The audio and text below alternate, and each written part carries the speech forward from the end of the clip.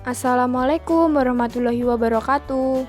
Perkenalkan, saya Pipit Dwi Cahyani dari jurusan Ekonomi Syariah IAIN Ponorogo. Di kesempatan kali ini, saya akan membahas mengenai tahrits hadis. Sebenarnya, apa itu tahrid hadis? Nah, tahrid hadis itu terdiri dari dua kata, yaitu kata tahrits dan kata hadis. Kata tahrits memiliki makna yang mendekati kata koroja, yang artinya keluar, kelihatan, dan nampak dari tempatnya. Sedangkan secara etimologi, memiliki arti mengeluarkan, menampakkan, dan memperlihatkan. Hadis sendiri itu memiliki arti segala perkataan, perbuatan, dan ketetapan yang disandarkan kepada Rasulullah SAW. Maka, tahrid hadis adalah menelusuri tempat hadis pada sumber asli yang mengeluarkan hadis tersebut dengan sanadnya dan memperjelas kualitas hadisnya. Tahrid hadis tumbuh dan berkembang belakangan dibandingkan ilmu-ilmu hadis lainnya, seperti tarajum al-ruwat dan nasikh wa mansukh.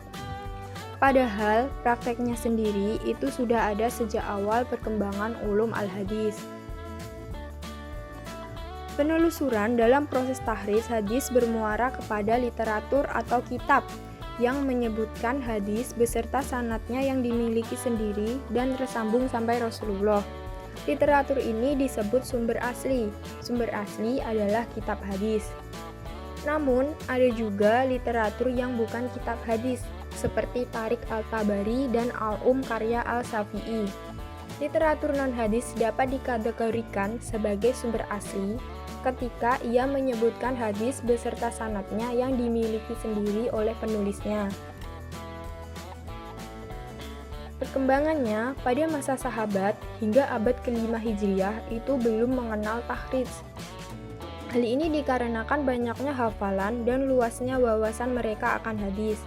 Pembacaan mereka terhadap kitab-kitab hadis sangat banyak dan intens. Juga tingkat kedobitan para muhadisin pada saat itu sangatlah tinggi. Sehingga setiap kali menyatakan sebuah pendapat, mereka dengan mudah menyebutkan hadis yang ada sebagai dasar dan argumentasinya. Bahkan mereka mudah menyebutkan letak hadis di kitab apa, jilid berapa, mungkin juga pada halaman keberapa. Namun seiring berjalannya waktu, kajian hadis itu semakin surut. Penguasaan hadis berkurang sehingga hafalan hadis semakin sedikit. Di waktu yang sama, ketika merujuk kitab-kitab hadis, mereka mendapati sedikit kesulitan. Para pengarang kitab dalam disiplin non-hadis seperti fikih dan tafsir seringkali menyebutkan hadis tanpa menyebutkan sanad atau mukhorijnya, sehingga dengan sendirinya kualitas hadis yang disebutkan juga tidak dapat dipastikan. Maka sebagian ulama bangkit dan memperlihatkan hadis-hadis yang ada pada sebagian kitab dan menjelaskan sumbernya dari kitab-kitab as-sunnah yang asli, menjelaskan metodenya dan menerangkan hukumnya dari yang sahih atas yang dhaif.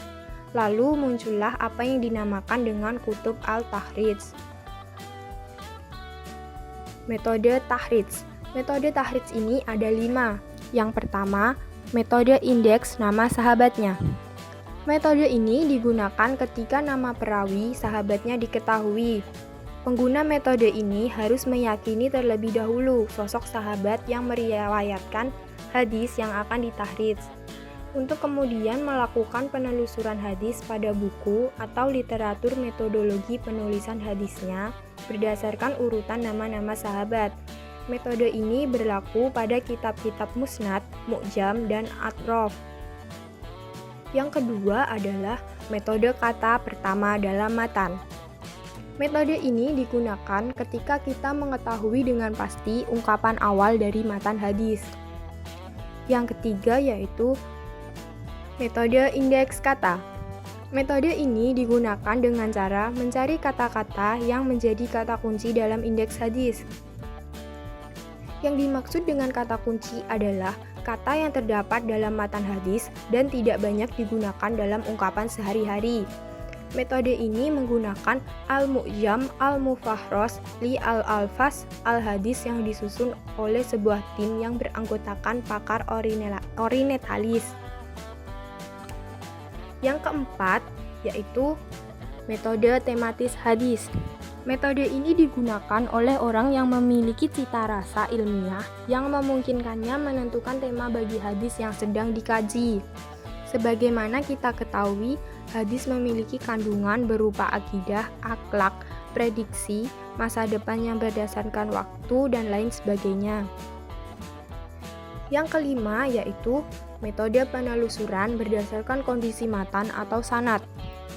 Beberapa kitab atau literatur mengoleksi hadis yang memiliki kekhasan tersendiri. Kekhasan itu bisa ada dalam sanad maupun matan hadis. Jika hadis yang dikaji memiliki cita rasa dan tanda kepalsuan, maka kita dapat melakukan penelusuran dalam kitab yang khusus mengumpulkan hadis palsu. Prinsip-prinsip dasar tahrij hadis. Yang pertama, tahrij bersifat mandiri. Dalam artian kajian dilakukan pada satu sanad periwayatan dan penilaian diberikan pada sanad yang dikaji itu tanpa harus meneliti seluruh sanad yang ada. Prinsip yang kedua, sebanyak mungkin informasi terkait hadis yang ditahrij dipaparkan. Yang ketiga, sebuah hadis seringkali diriwayatkan melalui lebih dari satu orang sahabat.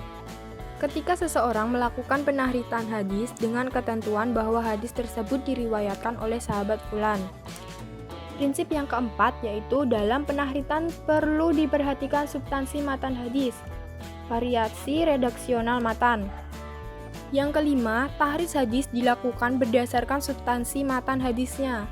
Dalam artian, kita mungkin akan mendapati beberapa sanad hadis yang substansi maknanya sesuai dengan yang kita kaji. Sementara redaksional matanya berbeda atau sebagian ada yang matanya diringkas. Yang keenam, tahrij hadis dilakukan terhadap sebuah riwayat, sehingga penilaian diberikan kepada riwayat itu. Untuk memberikan penilaian terhadap sebuah hadis, maka perlu kajian lanjutan untuk mengetahui apakah riwayat lain yang bertolak belakang atau ada fakta yang kuat yang menyatakan hal yang berbeda. Yang ketujuh, penilaian terhadap seorang rawi merupakan ijtihad yang didasarkan data biografi yang tersebar dalam literatur biografi perawi. Di sini, perbedaan pendapat di kalangan ulama seputar kualitas seorang perawi merupakan sebuah keniscayaan, sehingga dapat membantu kita dalam menentukan kualitas seorang perawi. Yang kedelapan, standar masing-masing ulama jarh wa ta'dil dalam menilai seorang perawi berbeda, sehingga perlu menelusuri lebih jauh ketika terjadi perbedaan pendapat terkait kualitas seorang perawi. Manfaat tahrij hadis. Yang pertama, diketahui letak hadis yang dikaji pada sumber-sumber primer. Yang kedua, diketahui apakah asosiasi ungkapan atau perbuatan yang dinyatakan sebagai sebuah hadis itu benar-benar merupakan sebuah hadis atau bukan. Yang ketiga, diketahui kualitas hadis. Yang keempat, diketahui hal-hal setelah membandingkan riwayat-riwayat yang ada, seperti arti kata yang asing, asbabul wurud, kondisi para perawi hadis, adanya kemungkinan hadis itu direvisi atau merevisi hadis lain, mendapat ketersambungan pada sanad yang terjadi keterputusan, dan sebagainya. Itu tadi yang dapat saya sampaikan mengenai tahrij hadis. Apabila ada kurangnya, saya minta maaf. Semoga apa yang saya sampaikan bermanfaat untuk semuanya. Sekian, terima kasih. Wassalamualaikum warahmatullahi wabarakatuh.